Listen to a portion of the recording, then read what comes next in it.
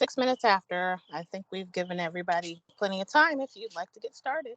Okay. Yep. I just started the recording. It looks like it's working. All right. So this is going to be the main screen you see when you get to your RCare server. You guys should all have like an IP address. You like type up in the top here. I'm not on site at a job site, so I can't actually type something in here. You should have like an IP address, or if you're using like the portal, you should be able to get in through the portal to a site. This is going to be what the main page looks like.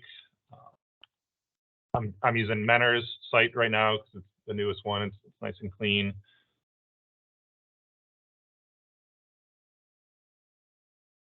So the front page is the incidents, pretty familiar probably. You'll see what's going on in this, like currently in the system right now.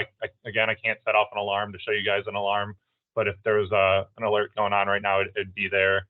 The second tab here is where you can search old incidents. So you can see this is like all my testing of the system.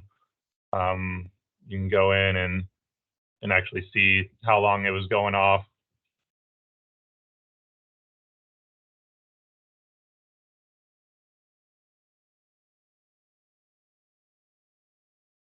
You can see how long it was going off, and even like which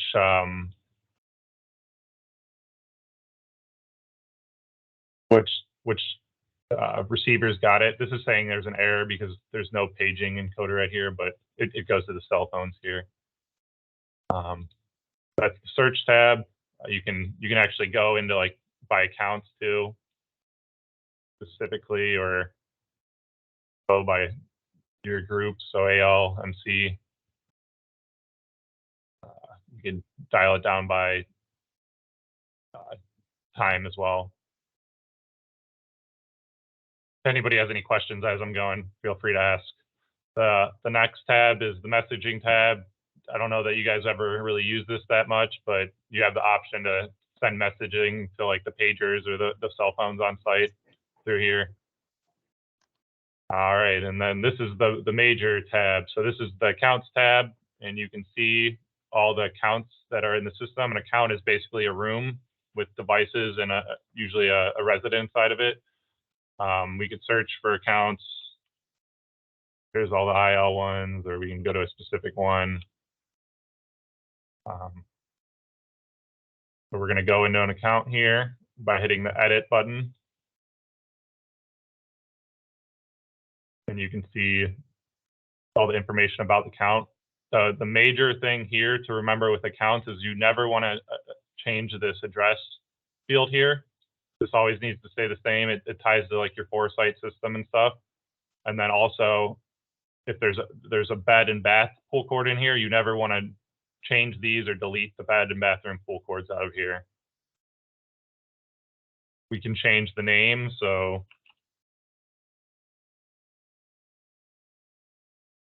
Bill Joe moved in.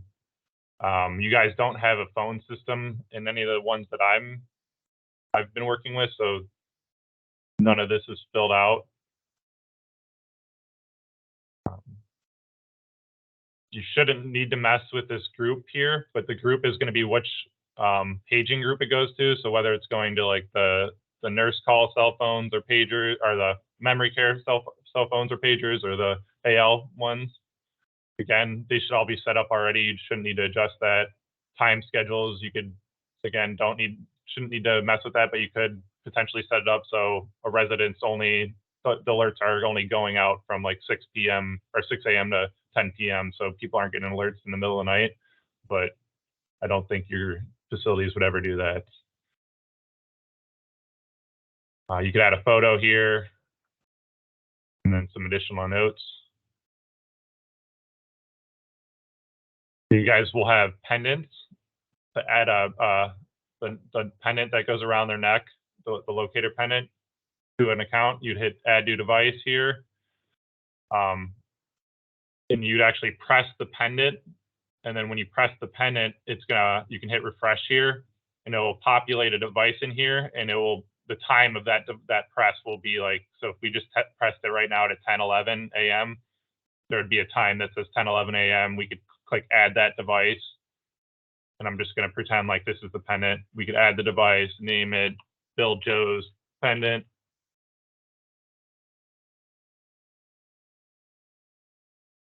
Then we don't need to change any of these other settings, and we can hit save.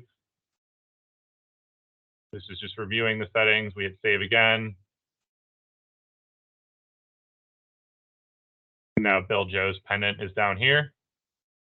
And you can press the pendant again, and you can check the incident report to just test it and make sure it's going through. And I'm just going to delete this out of this account. So we just hit edit and delete. And we only ever want to delete a pendants or remove pendants from account. We never want to remove the bathroom or the bedroom pool cords. That's pretty clear. That's usually, I think that's, from what I've seen, the biggest mistake in the communities is people are deleting, removing, or changing this address field, and they're also removing these bathroom and bedroom pull cords. So I think as long as you guys have that, you'll have way less issues. Just change the name field, and that's it. So the next thing in the accounts tab that you guys would deal with is the wander tags for memory care and assisted living. So to add a wander tag, you just go to the tab here at the bottom and hit add tag. And then we just need to give it an ID number that, depending on how new your facility is, you'll have these, if I don't know if you can see my camera still, you'll have these tags that, are you guys able to see my camera? Yeah, okay. Yeah, you'll have these tags, and on the back of them, I don't know if it'll show it. Sometimes it will show, yeah, there's like a number on the back of it. That's the number you'd put in here. So this is tag 20. We'd put in tag 20 and name it Bill Joe. For the older facilities that don't have that number visible on the back, you have this device that looks like a calculator here. It should say like ID tag or something on it. That's what you actually use to activate the tags. And to turn this device on, looks like my background's cutting it out. There we go. To turn this device on, you actually hit 7139 and enter. And that will activate it so it can unlock tags. And on the back of it, you have to hold the tag, and it tells you here how to hold the tag. It says, please place tag face down with LED in the corner.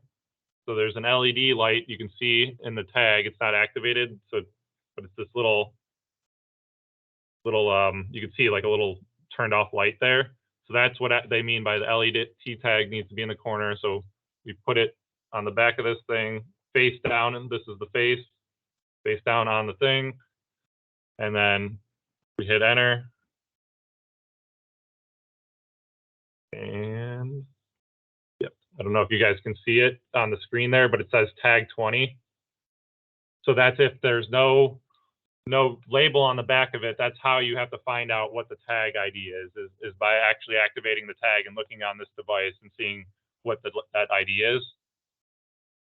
And then if we hit enter again, we can turn the tag off, so it's not activating and wasting battery and setting off alarms. Was that clear? Do I need to, it's kind of hard to show it on the camera here.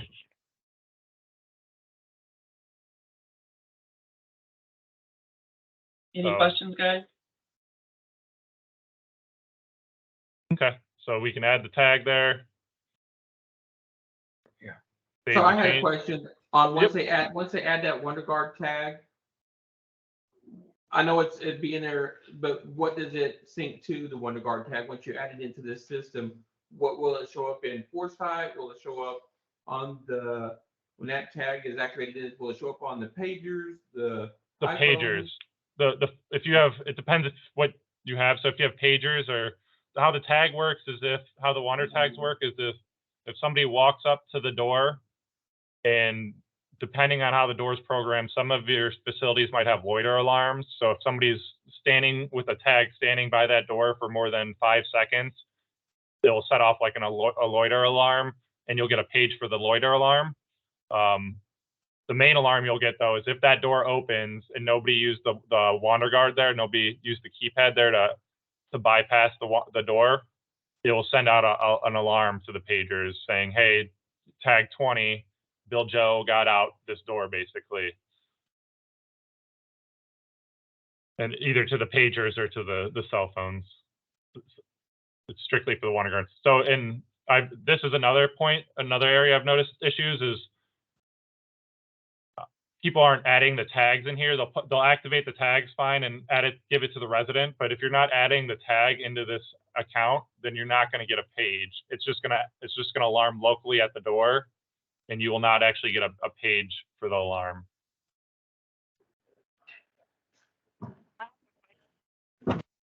So if we add that to that and then take the tag and go to the door and it locks the door, but that tag will only send a message if it's checked off for wandering, will it send a message? Or if they only go through the door, will it send a message to the phone?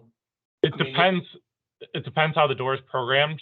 So each facility, memory care is a little different. I don't think memory care is usually set up with loiter alarms because a lot of times they're kind of moving around a lot and kind of by the doors.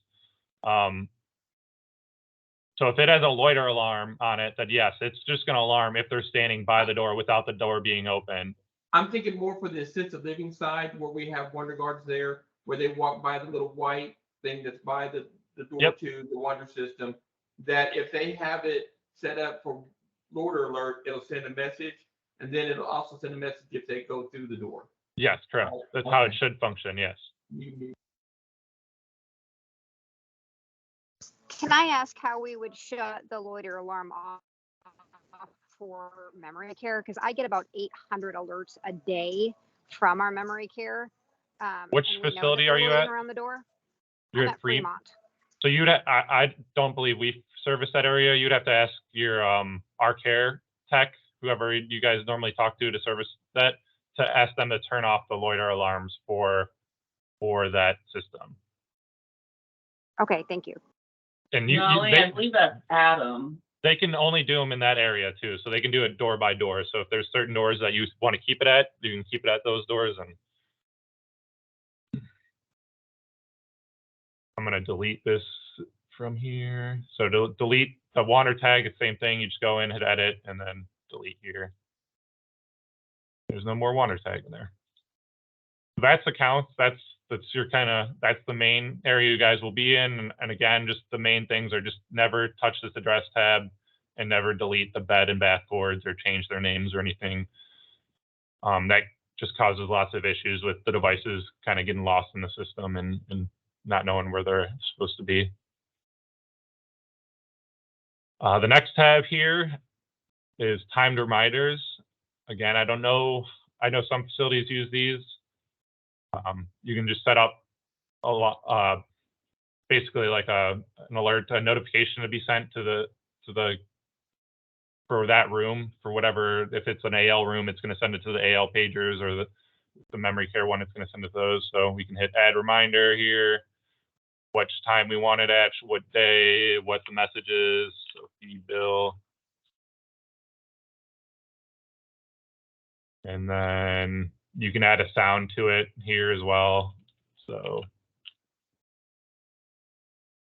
like convert it to text to speech, and then you can play it, save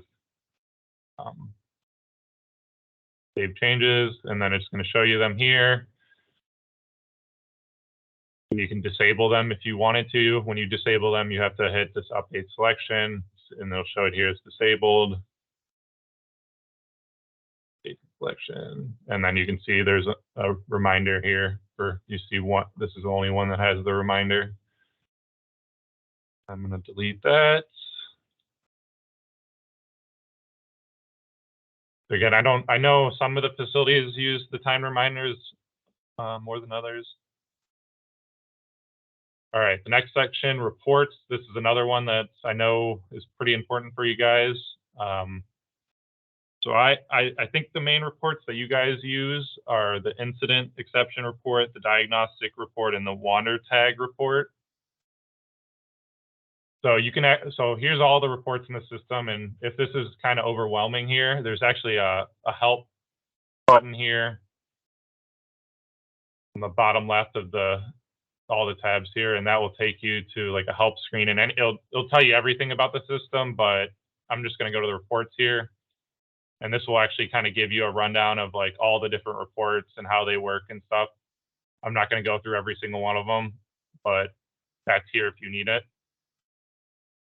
So these buttons here would just be a single report. We just log into the system and we want to see a report. So we are going to go to the incident exception report. We want to show assisted living nurse call and memory care nurse call. And we want to show anything that's been alarming for 10 minutes. And we can put a date in here. I'm just going to do the default one. And we're going to hit generate report. And that will actually give you a list of every single device in that time period that has had a page for longer than 10 minutes. So some of these, there was a cleaning crew that accidentally set one of these off, and so it was going off for half a day.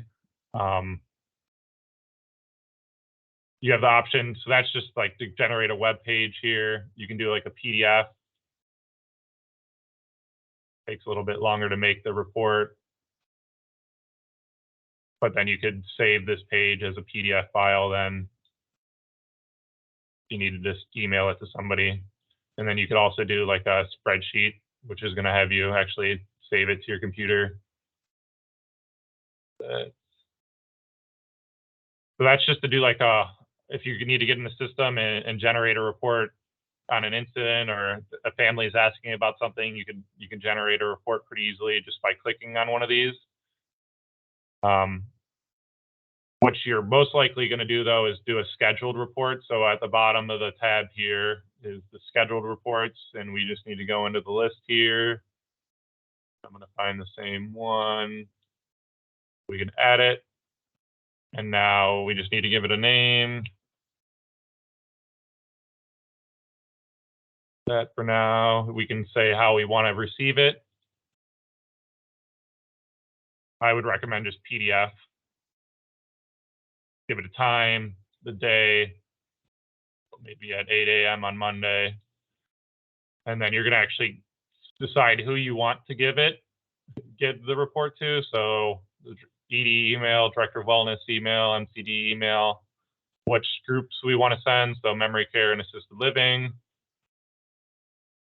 And then again, how long of alarm do we want to send? And then how many days? So the past 7 days is normally how I see them. And we can schedule the report. And now that's down here. So on Monday at 8 a.m., that report will go out. We can take a look at the diagnostic report here just to kind of see what that looks like.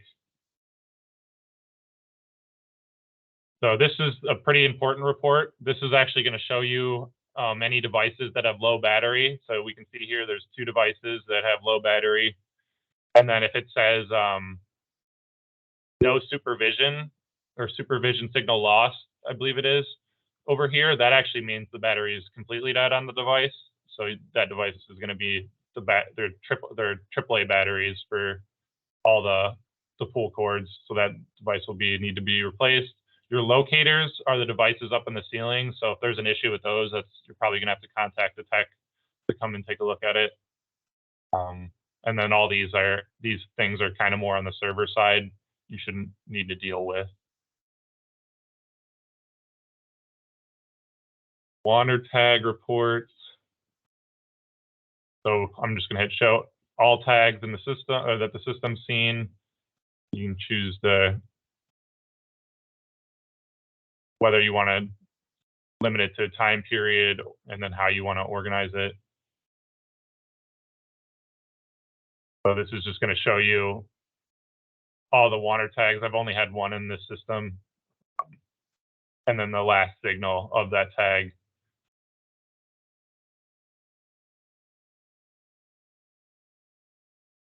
A couple other reports that I think are useful. There's the call volume by hour report. So this could be useful for like kind of deciding when you want to do a meeting, for instance. You can generate a report here. And then at the bottom of the report, it's going to actually give you a little graph here of how often, how many calls you're getting. So we probably wouldn't want to do a meeting at 1 p.m., for instance. Maybe 4 p.m. or 3 p.m. would be a better time to do like a meeting kind of thing. That's where this report is pretty helpful for, to kind of see when you're getting hit the hardest and be able to work around that, or find out maybe why you're getting hit the hardest then.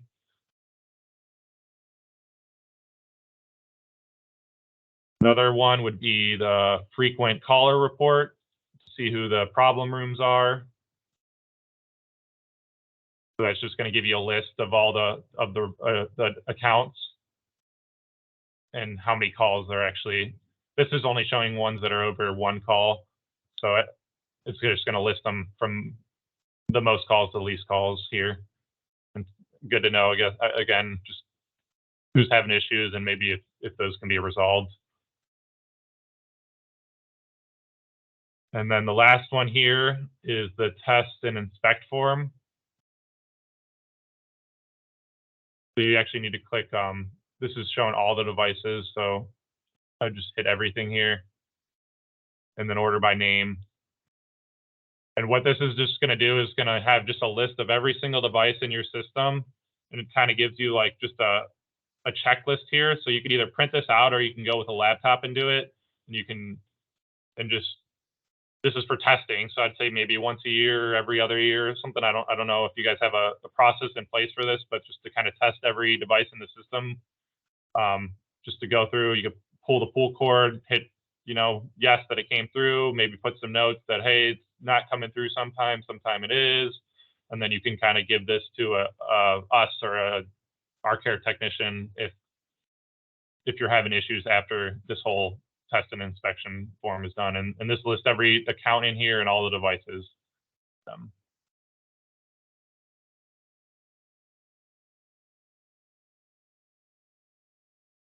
Again, hit this help button and go to the reports section if there's any other reports that you kind of think would be useful in here, and you can kind of find more information about it. If we want to delete a report, just click on it, delete. All right, and then message receivers. Here's the last one. So this is who's getting reports, as well as who's getting. There's your pagers or cells have an escalation list. So if normally it's set up, if it'll go to like the memory care assisted living pagers for like 5 minutes or 3 minutes. I think it's 5 minutes. And then if nobody answers there, it's going to go to like those pagers and then the nurse cell. And then if nobody answers again, it's going to go to the nurse cell, the pagers, and the director of wellness, I believe it is.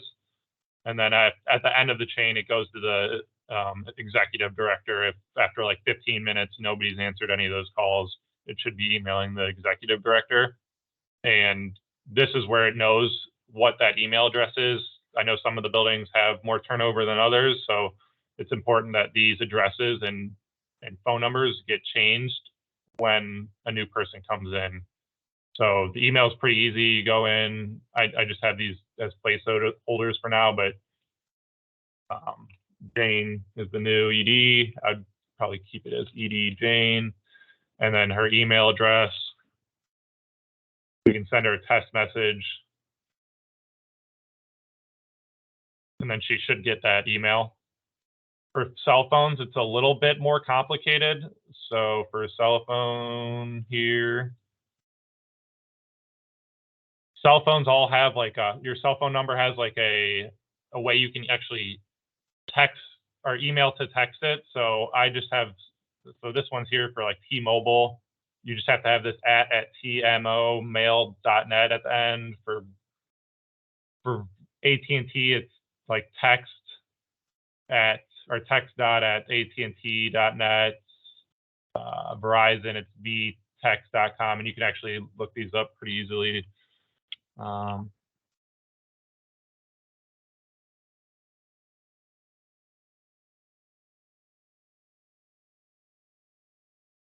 Usually, yeah, right here, like just Google it, and usually it's one of the first links, and there's the list of, here's the email address that it needs to end with. So all you do is just put the phone number in here.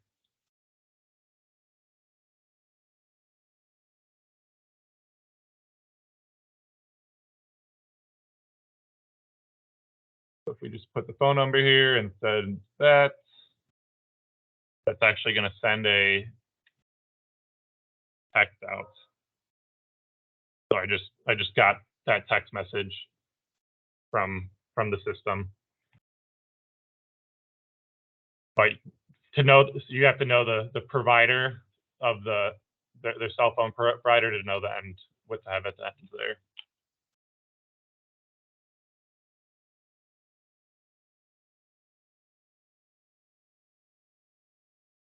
And that's it. The only other, we kind of went through it before, is just this help section. If you have any questions or you're not sure on certain parts of the system, so devices here, we can see actually wearable pendant here. So here's the pendants they have on their necks. And you can see here like how to reset it. It shows you press and hold for 8 seconds. After 8 seconds, the LED will flash, or it'll flash, and then after 8 more seconds, it'll flash again. So you need to actually see 2 flashes for it to reset.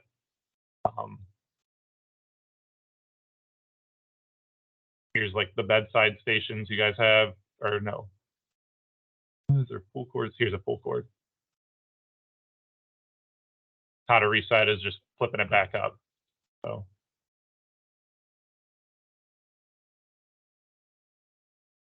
I believe also in some of these sections, there's also sometimes help like next to device stuff. So like right here, you can hit, there's like an actual video link here. And that'll take you to an actual like YouTube video of how to add a device.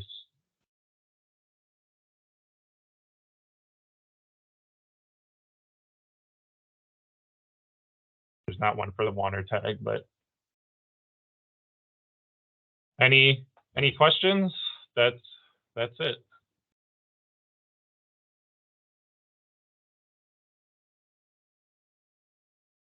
Thank you so much, Tyler. No problem. Actually, Tyler, I have one question, and I apologize if I didn't hear this part. I just pulled up my Wonder Tag report. Yep. And I have several where it says last signal, it says never. Does that mean because I haven't tried to get out? It's probably because the facility is a little bit older and they're lost, or they left with a resident and they're no longer on site anymore. They're not in use. They might just be off in a drawer somewhere. Which facility are you at? No, these are actually on the residents themselves. Okay. I'm at Winsfield Boulevard of Winsfield. So I guess the thing would be to check is are they actually in that account? So if you go to like the resident and you go to their account and go to the wander tag section, is the tag in here? Mm-hmm. Yes, Okay. because I made sure all that was up to date before joint commission. Yeah, that is strange. I'm not sure why that would be happening. If it's an active tag, it could be that they haven't set off the wander before. That's the only other thing, but I find it strange they haven't been near it. I think it updates it even if they like go near it, I believe. Okay. All right, thank you. No problem.